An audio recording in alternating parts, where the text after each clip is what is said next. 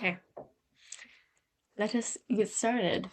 What if I told you that empathy, the thing that people often call naive, soft, or even woke, is actually the bravest skill you can have? Today's episode, we're going to be covering why empathy scares people, how it's misunderstood as a weakness, and how we can actively strengthen it.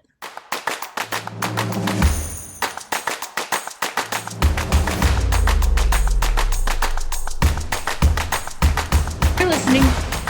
You're listening to Fed Up and Figuring It Out, unpacking politics, culture, and global power. If you ever thought, why does this all feel like bullshit? You're in the right place. I'm your host, Priya Mignot. As always, everything cited throughout this episode will be in this episode's description.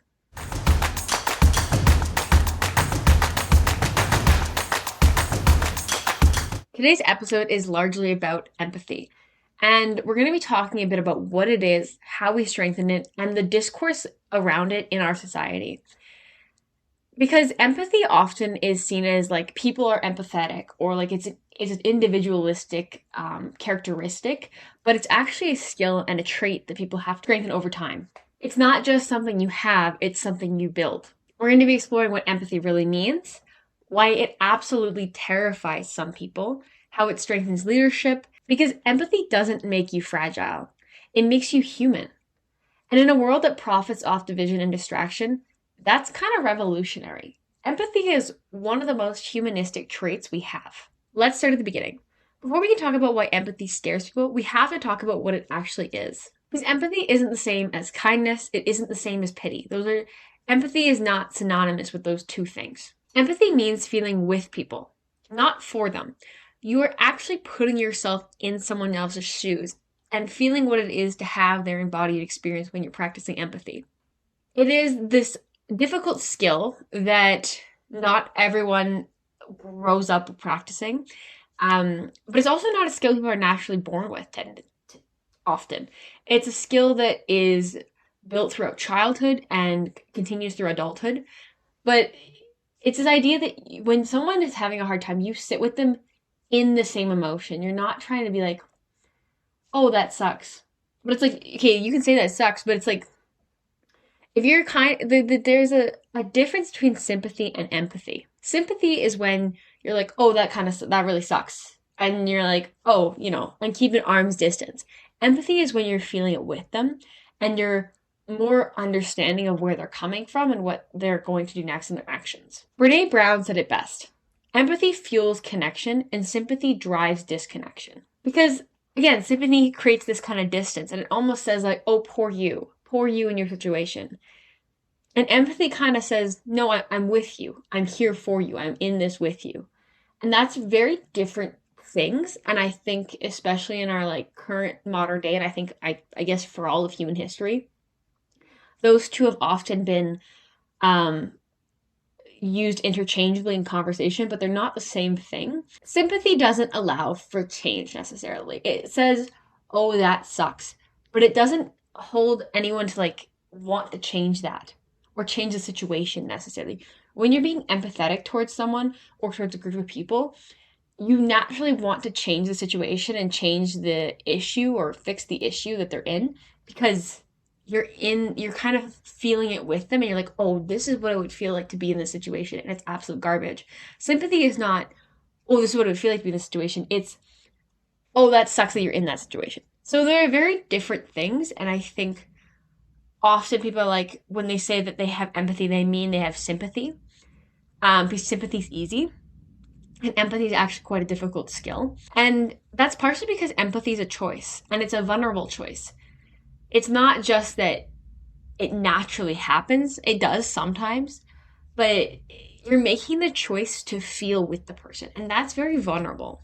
Again, like there's a bit of a difference too, because sympathy, sometimes you'll have people say like the beginning of the conversations will be like, at least you're in this situation and not this situation. Or like give you a silver lining to the shitty situation you're in. For example, let's say your house burns down. Someone's house burns down. Sympathy would be going, well, at least you have savings. At least there's insurance. There's a silver lining. You could pick a new house. Empathy is not that. Empathy is like, oh, this must suck. Like this sucks because obviously like you've had a home. This was your home. And on top of that, like maybe you had like photographs in that house and you had childhood things in that house and this is where your kids were raised in that house or whatever the situation is. But empathy is like, I'm here with you now. We don't need to talk about the insurance. We don't need to talk about the next steps. We can be right here, right now, dealing with all these emotions that are coming up because your house just burnt down. So there's like a very different approach with both things. And as much as empathy is like a very emotional and vulnerable practice, it's still important to have boundaries emotionally. In her book, The Power of Vulnerability, Brené Brown explains that empathy demands emotional boundaries. You can stay present without being consumed by these feelings. You don't have to fix the things. You just have to witness them with someone. You just have to be there for someone. And you don't have to rescue someone from their situation. You have to respect the situation that they're in. And so I think that's a bit of a challenge too, is that when you're feeling all these emotions, which again, there is a limit to how much you could take on empathetically, you're not in the role to fix the situation. You're in the role to be there with the person so that they feel less alone. Or also just understand the situation better and be like, oh, okay. Not so that they feel less alone, because sometimes that's not what you're trying to do it for. Like if you're doing it like for a group of people, it's more to understand why their actions and like why they would do the things they do. And that's still important. And to be honest with you, that is kind of the hardest part with empathy, is like staying present instead of like running from that and turning it into sympathy. And I mean, for me, I've had this happen because I was diagnosed with endometriosis and I've had symptoms since I was 10 years old. And for those who don't know, endometriosis is a issue that affects 1 in 10 women. It's a disease. But it basically is like, it shares all the same hallmarks of cancer, which is insane. And now there actually is treatment and testing being done with cancer-related drugs on endometriosis patients. But it's an incurable disease. And it basically just is like your organs slowly fuse together with scar tissue. And so it like cuts off blood supply and like causes all these other issues. Everyone with endometriosis kind of has different symptoms. And last year I was really struggling with mine. I didn't know what to do. Like the doctors, again, like it's not very well researched because it's women's healthcare. And there isn't a lot of treatment plans. Like there's surgery and birth control, which birth control doesn't actually fix the problem, and neither does surgery fully, but surgery helps. But I digress. Anyhow, I was having a really hard time with the disease, and it was really affecting my life, and I didn't know what to do, and all this kind of stuff. And I was really down and depressed last year, but because of it. And the amount of times I got told, at least it's not cancer, is ridiculous. Because it doesn't matter. It still sucks. And they're like, oh, at least it's not cancer. It's like, what? Like that's not helpful at all. That doesn't make me feel better. I understand this whole self-pity thing isn't good, but the at least or the silver lining about having an incurable disease that affects every aspect of my life is that it won't eventually kill me. And like it still could kill you. That's the thing too with endometriosis. It still can kill you. But anyhow, I was just like, that's insane. So that's a situation where these people who have told me at least it's not cancer could have invoked better empathy. And I think about that all the time because they were being sympathetic. They're like, oh, that sucks, but at least it's not this. And it's like, that's not what I'm looking for. That doesn't help the situation at all. That doesn't make me feel better about the situation at all. So it's very invalidating too when someone says at least. Like it's like, okay, so my feelings aren't valid unless the worst possible scenario happens. I think that's just important too, is that there is a very distinct difference between empathy and sympathy. And it is important that we recognize that. And it is important to approach people with empathy who are in difficult situations. Like if they come to you in a difficult situation, it's important that you reach out with empathy and not sympathy. And so if empathy isn't a personality trait, what is it? And more importantly, can we get better at it as a whole, as a society? And this is the good news. Empathy is a skill, not a trait. It can be learned, practiced, and refined, kind of like a muscle. Most people, and like myself included, you don't just wake up one day and be empathetic. You have to go through repetition and reflection. And it takes a lot of time to strengthen those kind of muscles. It's kind of like playing a sport. Eventually it'll feel natural to empathize with other people, but until you get that point, you have to work at it. And I think growing up, I think a lot of us learn empathy from our parents, but that's also not true necessarily because not everyone has great home lives. I was really fortunate, and like my parents taught me really great skills about empathy, um, and like responsibility to community and all these different aspects.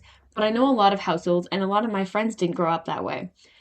And so I've had the benefit of having a stable household and learning empathy as a child, like through children's books or through the way my parents interacted with each other or with society. But that does not mean that you can't learn empathy later in life. That doesn't mean I should stop practicing empathy because again, it is this muscle. If you don't use it, it gets weak. And if you use it enough, it just becomes automatic. And so there's a couple ways to build empathy that I think might be the best way to do it.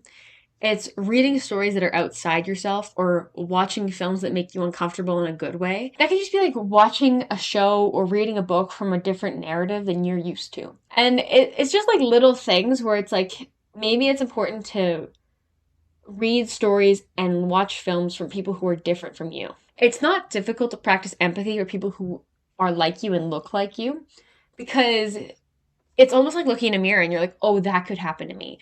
So the that's kind of like the base layer of empathy is learning how to empathize with people who are like you and then going one step past that, which is so vital and so important and you have to do it. But it's going past that and being able to empathize with people who are not like you, who maybe aren't the same gender, who aren't the same race, who aren't from the same place in the world, who like it could be the exact opposite to you in every conceivable way and being able to empathize with them. And so that I think really comes down to listening to stories and watching films and TV shows from different narratives. And that kind of builds that empathetic bubble. Listening to people without interrupting is also really important in fostering empathy. And like not needing to respond to fix the situation, just letting it be. Like listening to someone, actively listening, and then talking it through with them, but not being like, why don't you just do this? Like it's good to find solutions to problems, but when the goal is empathy, that's not what you're trying to do. Because it's like if someone just dumps this whole problem on you and like, this is what I'm going through and this is what's going on. And you're like actively listening, but then you're like, okay, why didn't you do this? Or why didn't you do that? Or why didn't you do this? It's like you're not giving any space, and this is where the vulnerability comes in, any space to sit with those emotions and be there with them. You're just trying to figure out how to get out of that hole so you don't have to deal with the emotional aspect of it. But it's like, okay, first things first, if someone's telling you their problems, what I would recommend is sitting back, actively listening, feeling through with that and being like, oh my gosh, this sucks. Like, and like, giving them a safe space to feel what they're feeling it kind of with them, and then being like, hey, would you like me to give you a couple ideas I have for solutions? Or would you rather or do you just kind of need a soundboard right now? That's such an important question that people don't ask. And I think that's like a huge thing with practicing empathy. And this kind of ties into like, you have to ask yourself, okay, what might this situation feel like? If your friend or whoever is telling you their problems, and then you have to put yourself in their shoes and be like, okay, what might this situation feel like? Instead of, what would I do to solve the situation? That isn't always necessary. Usually the person who is going through the problem knows the solution, knows what they have to do next. But that's not why they're telling you. They're telling you so they can get it off their psyche, so that they can not feel so alone in the world. And so going straight to like solution problem and like solutions is like okay sometimes, but more often than not, the person knows what to do. They just need a space to breathe with someone else and not be isolated in that. Everyone has problems that feel larger than life sometimes. And it's the ability to put yourself aside and feel with someone else. And I think we often get caught up in our own little worlds, which is totally fair, and I totally understand it. It's hard, but you have to be able to step out of your own little world. Even when you're facing like challenges you don't know how to fix. Even when you're dealing with your own shit. And that's not to say neglect it. That's not to say open up to every single person and do all that kind of stuff. But it is saying everyone's got shit. Everyone's got baggage. Everyone's got things they're dealing with that feel larger in their life, whether that's a diagnosis or finances or a loved one or grief. Whatever it is, we all have that kind of crap on us. And empathy is being able to say, okay, I have all these problems. I'm not going to neglect them. I'm going to put them aside for a minute here, though, so that I can be with this person and help them deal with a little bit of theirs. And that's a really difficult thing. And I think in our modern day, we are missing a lot of community. And I've heard this from so many people, is that we're missing community because of this reason and this reason and this reason. And I would agree that it is a multitude of reasons on why we are lacking community and lacking culture in some ways in our Western world. A lot of it is because we are so individualistic, and that is not meant to be a slight against every person in the Western world. I know not every person is, but it is the way our society and systems are designed to make people individualistic. And that individualism makes people feel like they are the center of the world. And to be fair, like, you are the center of your own world. That kind of how it is. We're not put on this earth, and this is like more of a spiritual thing, but we're not put on this earth to just be me, me, me, me, me, me, me, me, me, me, me, me, me.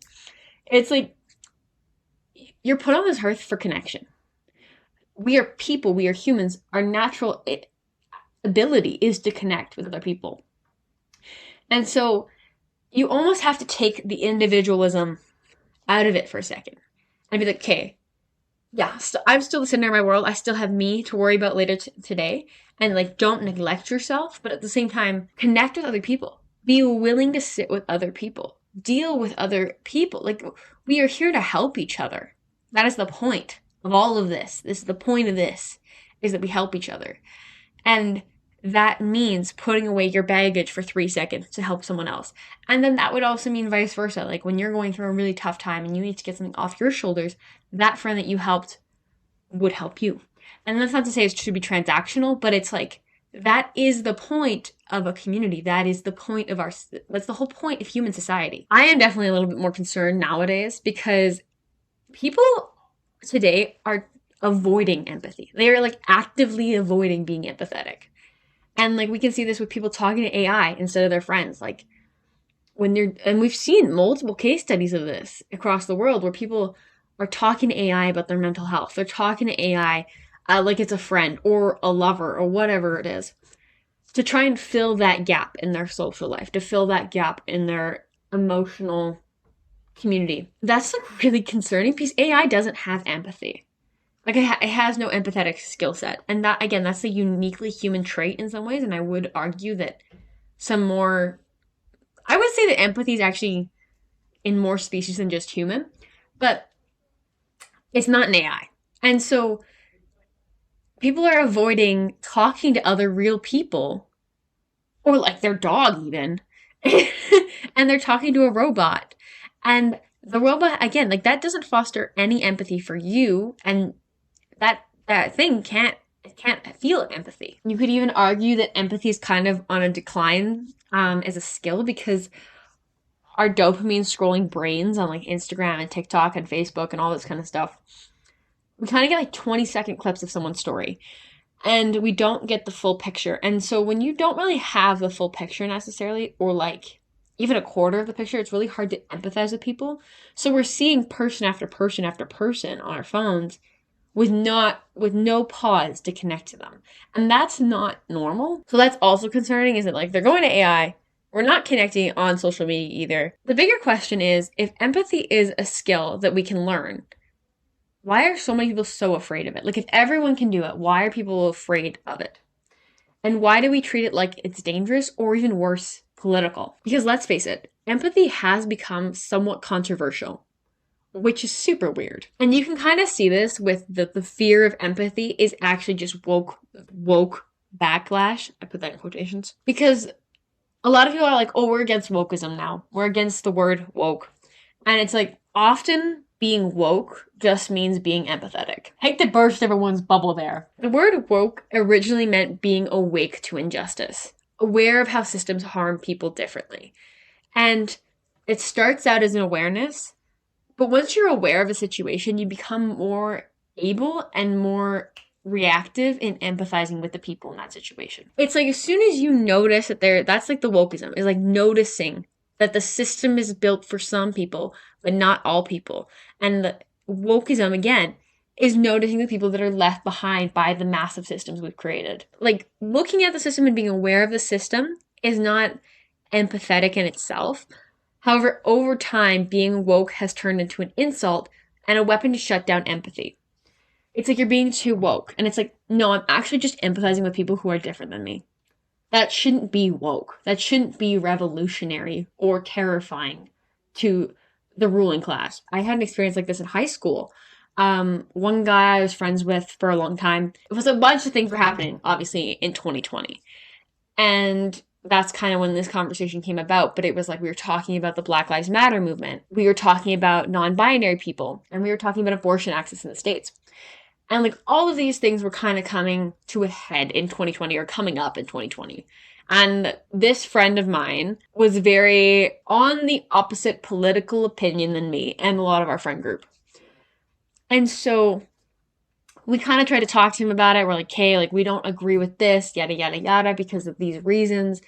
And like he sent a video to our big group chat making fun of non-binary people, which wasn't cool. And it was just like this weird thing where it was like, okay, what are you doing? What are you doing? And so he sent this video to this group chat, and I didn't appreciate it. A lot of people in our group chat didn't appreciate it because we obviously knew non-binary people. We were friends with non-binary people. We're like, this isn't cool. It's like, I know that all of us were homeschooled, but man, oh man, you got to leave your bubble here, buddy, a little bit. And we were telling him that like, that's not cool, whatever. And he goes, well, don't be mad at me because I'm not woke. Like, you can't be, I'm not woke enough for you. Is that what it is? And I was like, how do I explain that it's like you don't have empathy and you don't have a clear understanding of people who aren't like you? It's not a flex to not be woke. Like, I need people to know that. It's not a flex to not be aware of the systems that benefit people and don't benefit people. It's just ignorance. And for that friend especially, I was like, you are in high school. You have friends that are not, like, who are in the LGBTQ plus community, who are women, who are of color, like, who are of different economic classes. You have the opportunity to expand your bubble so much more than you are, and you don't want to. And that is where the problem lies. So actually, our friend group kind of dissolved after that. And yeah, obviously I'm not friends with him anymore. But that was like such a weird thing for me, whereas he's like, I'm not woke enough for you. I'm like, how do I explain that it's not that you're not woke enough for me? It's that you just don't want to care about something outside yourself, and you don't want to understand things outside yourself. In recent years, we've kind of seen more and more people talk about wokeness like it's bad. And this is like Trump's war on woke, which was part of his campaign and now part of his government. And like part of Trump's plan to attack wokeness in America was like getting rid of the critical race theory, which is talking about how America was built on the backs of slaves. It showed the actual picture of how America was built, and not this like whitewashed male version of it, okay? And that was like, we need to get rid of that. Like, because that's too woke. It's too woke to know what actually happened. It's too woke to understand the systems and how they were created and how they still affect people to this day. There's also been a rise in anti-woke propaganda and stuff and rhetoric across Germany and across Europe. And even here at home, Pierre Poilievre, the leader of the Conservative Party in this last election, has sworn against the woke ideology. As a CTV article points out, Poilievre has threatened to pull back federal funding from universities over alleged ideological slant. And so the question is like, where have we heard that before? And the Canadian Association of University Teachers has said it's alarmed by the suggestion of political interference in well-established independent process for allocating federal grants through peer review. The association's president, Peter McInnes, says, quote, "The word woke is now so vague that it could mean anything. It just means things that they don't agree with," end quote. And that is like the really big concern, is that there is not a solid definition for woke. And when people are like, we're anti-woke, this wokeness has got to go, like the war on woke. It's like, wokeness can mean anything. It just means something you don't agree with. And I think, especially like we've had this with Pierre Poilievre and Trump, and now even recently Danielle Smith, Alberta's premier, has said like they're anti-woke. A part of it's like the universities are too woke. They're too woke. And it's like, even awake, like aware of the systems in place, the things that they have to teach about. For you to have a full understanding of the world, you have to be taught about the systems that are in place that create the whole society we know now. And also then knowing who it is made to benefit and who does not benefit.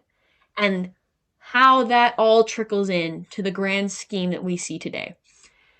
And they're considering that woke. And I'm like, that is actually just education. You are afraid of people knowing education, which is super weird. Like, again, that ties into fascism. And obviously, you can watch my video on that.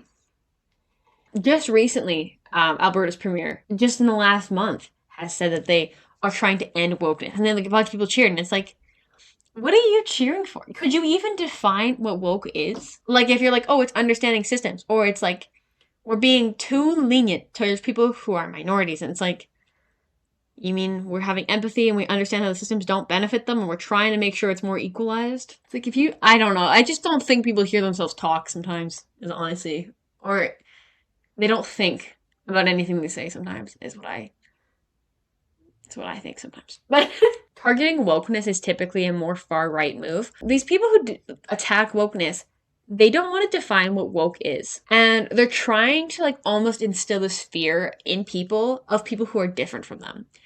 Like, it's like, oh, we don't want to be woke. You don't want to be woke. Woke's bad, woke's bad, woke's bad. And it's like, you mean understanding and empathizing with people who are different than me? That's the bad part. That's the thing I should be scared of. That's the boogeyman for politicians. And you can think about this like in terms of like politicians attacking diversity, equity, and inclusion policies, transgender people, or environmental protection.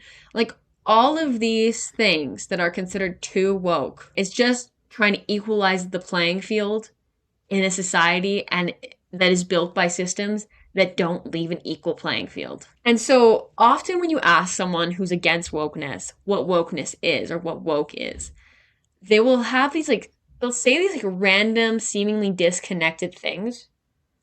But what they're actually saying is they're against people noticing how unfair and disconnected the structures and systems that dictate our society are. They are afraid to empathize with people, and that makes them weak. The people who are against wokeness are typically afraid of empathy. They're afraid of what it can mean. They're afraid of relating to people who aren't like them.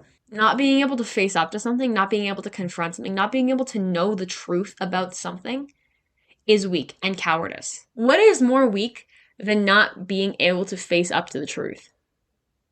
And so when people say wokeism is destroying our society, they often mean I'm uncomfortable with being asked to care or empathize with people who aren't like me. I do not want to put myself in their shoes. I don't have to. I like my little bubble because it benefits me. And in the end, the systems that we have in place don't actually benefit any individual person. But it's like they just don't want their bubble to burst. Because once they realize the systems are in place, they're going to be like, oh, this actually doesn't benefit me. Like, patriarchy doesn't benefit any gender. Or capitalism, or like all these different systems in place. It's like, yes, there's pieces of it that you could probably pull into the new world and that you like and are good. But for the vast majority of it, once you become aware of the systems, you're like, oh, these actually don't benefit anyone. And then your entire worldview collapses because it's like, I was told these systems helped me. And so I think that is honestly the weakest part, is that they don't want to face up. They don't want their bubbles to pop. And it's like, your bubble's gotta pop. It's gonna pop. And you can live your entire life without having your bubble pop, but like, what a untruthful existence you've lived. Empathy is not ruining society. It threatens the comfort of people in these bubbles. It forces people to reflect and say, maybe I've benefited from systems that hurt other people, that continue to hurt other people. And again, like, that is kind of unbearable to people. And especially these politicians who are pandering to the demographics that can't handle it, it is unbearable to them to practice empathy and to understand the systems that they live in. Because once you understand the systems you live in, and once you've practiced empathy and you have gone beyond just those who are like you, it shatters the illusion of innocence and superiority. So if you've thought, I'm innocent, I have nothing to do with these things, it's like, yeah, the systems that are built, you didn't necessarily start them, but it is now our job to dismantle them or figure out a way to make them work for everyone. And a lot of people just don't want to do that. They're like, I'm innocent in it. I have nothing to do in it. It's like, as soon as you know that you live in a bubble and that bubble pops, you are no longer innocent to it. You have an obligation. If you want to be a good person, you have an obligation to look at those systems and figure out how to help everyone from them. And that's like a thing I think our society is really afraid of in some ways, because a whole pillar of colonialism and capitalism is individualism. And especially in North America, colonialism and capitalism are like the founding pillars of our nations. And that is not meant to be rude. I love being Canadian, but it is just the truth of the matter. Like, Canada wasn't, Indigenous people were here first. They were here first. And there was entire societies here. And the foundation of Canada wasn't the French and British. It was the French, British, and First Nations people, and Indigenous people, and Inuit people, and Métis people who were here. And anyhow, so the point is that under colonialism and capitalism, individualism is like important for both. It's a pillar of both ideas. It's the idea of thinking of oneself outside of the whole. It is thinking you are separate. You are not a part of the whole. And empathy ruins that. It makes you realize that actually, no, we are all collectively in this whole. And yeah, you can be an individual person in it, but you are not exempt from the actions within the society we've built. And so rather than face discomfort, people often attack the concept itself. They'll say, like, stop being so sensitive. Or they'll dismiss inclusion because they're like, it's too woke. And the fact that woke is now seen as derogatory in some contexts shows that it's often easier to mock empathy than to practice it. The people that attack empathy, they don't fear empathy because it's weak. They fear it because it's powerful. Once people start seeing each other, it becomes harder to scapegoat, to divide, and to exploit. And those are things that kind of have to happen under capitalism. And so once you don't have that, well, that's fearful for a lot of people. For example, if you can empathize with refugees, it's harder to justify border cruelty. If you empathize with queer kids, it's harder to pass hateful laws against them. And so, like, empathy threatens hierarchies that are built on apathy and ignorance. Tying back to good old Brené Brown, she mentions that dehumanization is the prerequisite for cruelty. You can't harm people you see as fully human. That's why empathy is dangerous to systems built on fear. You don't want to hurt someone you empathize with. You will actively try to avoid hurting people you empathize with. And so once people practice empathy and they understand it as a skill and they're good at it, it's like, well, why would I be a part of the system that disenfranchises so many? And I now empathize with their situation. Here's a secret I think a lot of people don't understand, is that people with empathy struggle with empathy too. I struggle with empathy sometimes because it's a lot and it can lead to burnout. And especially if you're trying to empathize with every single thing that's happening on the planet, you just can't do it. And in your individual community on top of that. Because once you see something, you can't turn away from it. Like, that is, once you've become good at empathizing and understanding situations and as soon as you're aware of a situation, it's like, I have an obligation to understand it. So that is also the hard part, is you're trying to balance like how it's a vulnerable practice, and on top of that, it's kind of emotionally exhausting if you don't know where your boundaries are. As Gloria Steinem once said, quote, "The truth will set you free, but first it'll piss you off," end quote. And I think that's so much with empathy, is like, as soon as you start to empathize with other people, you're like, oh, this is such a piss off. Like, that shouldn't be the case. Why is that happening? And so it's like, that is setting you free from this bubble you're stuck in, from this ignorant bubble you're stuck in. But at the same time, it's like, that'll piss you off because you're like, why are we even doing that? Like, why? As soon as you empathize with someone, it's like, okay, this doesn't make any sense. And then that is why it's dangerous to systems of power. The part that I find really scary with empathy and hard to deal with sometimes is that you become emotionally invested in things and you open yourself up to heartbreak when things don't go the way you hoped. For example, a new law gets passed that's discriminatory. A species that you've been in awe in becomes endangered. A leader who fundamentally represents the worst in humanity is elected. All of these things hurt. They hurt you because you are now empathetically tied to the people that it affects. That can be exhausting. But I'll leave you with this, is that Brené Brown says, quote, "Love with your whole heart, even when there's no guarantee," end quote. You only get one life, and you might as well leave it all out in the field, to be honest with you. What is the point of having your entire life and living in such a remarkable world with such remarkable people and not using your abilities and using your feelings to empathize with others. You're going to be dead one day anyway. You might as well just do. Why not feel everything you could possibly feel while you're here? And here's the irony, is that the people who often call empathy weakness are in positions of power. Yet, empathy is one of the most important skills for leadership. Some would argue that empathy weakens decision making, but in fact, it actually strengthens it. It builds trust, retention, and innovation. And this has been studied. Like, empathy is an important skill set for leaders. And so often in like burned out workspaces, empathy is your edge. It encourages workers to stay with you. It makes them feel validated. Like when you have workers that feel seen and feel heard and feel recognized by leadership, the company does so much better. It progresses better, it grows better, it connects better as a culture. Those are all very important things. Empathy also allows for clarity. Like if someone is struggling at work and you talk to them and you're like, okay, I want to know what's going on. And they're like, I'm really struggling because like my dog just died or something like that. It's like, okay, now I understand why your workload is not where it usually is in the week. And let me be here with you because that sucks. And then just that kind of like recognition in the workplace can lead them to have better outcomes, can lead emotionally, but also your company to have better outcomes. Because true leadership isn't about dominance. And I think we've seen that way too much in films and in movies and in the narratives we're told. Dominance and leadership, they shouldn't necessarily coexist.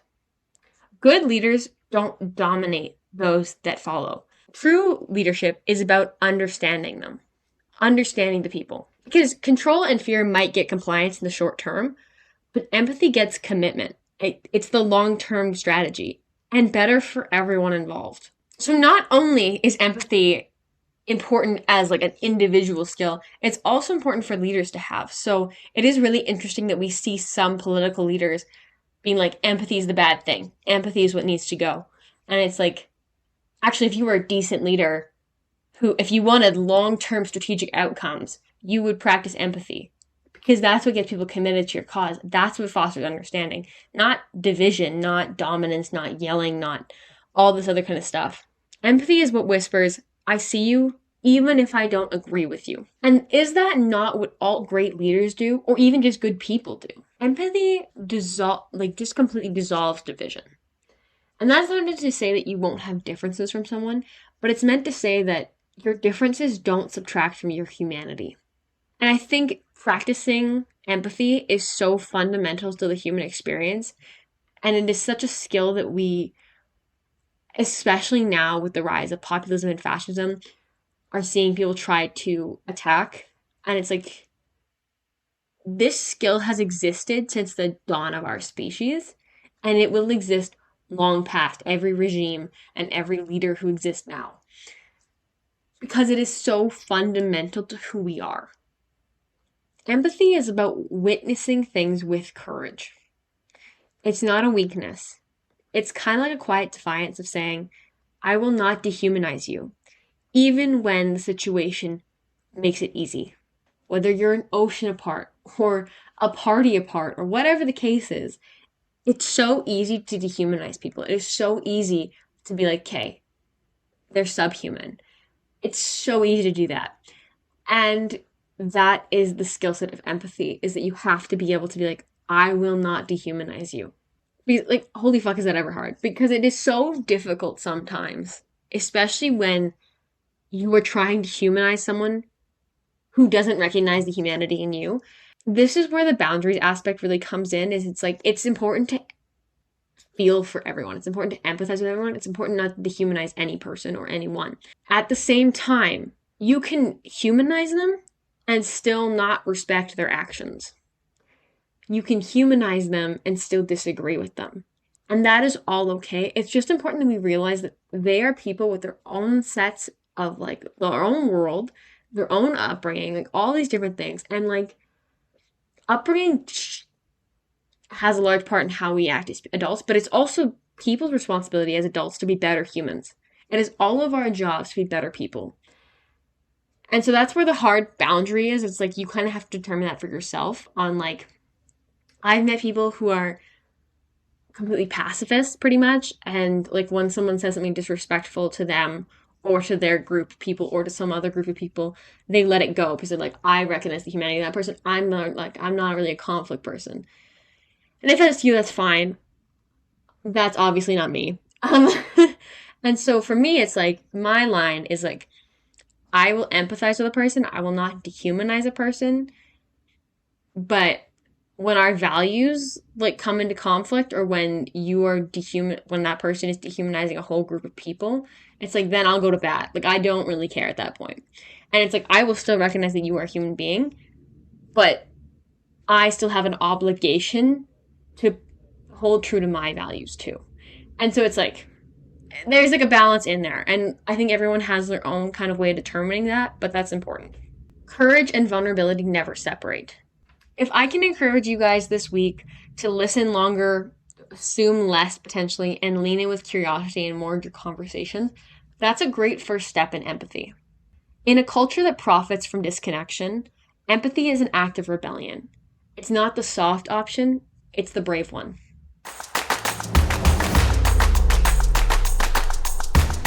Thanks for tuning in. If you had an aha moment or just enjoyed hanging out with me, pass this episode along to a friend, drop a quick review, and let's keep chatting over on Instagram. Sharing is caring, and it helps this podcast grow. I'll see you in the next episode.